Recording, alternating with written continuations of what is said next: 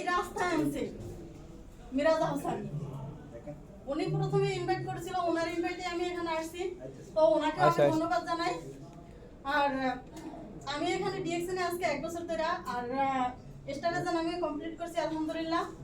আর ডিএক্সএনে আসার পরে আলহামদুলিল্লাহ আমার কাছে অনেক ভালো লাগতেছে, কারণ এখানে আইসা যে ভালোবাসাটা পাইছি, এই ভালোবাসা মনে হয় আমি আর কোনো জায়গায় পাই নাই।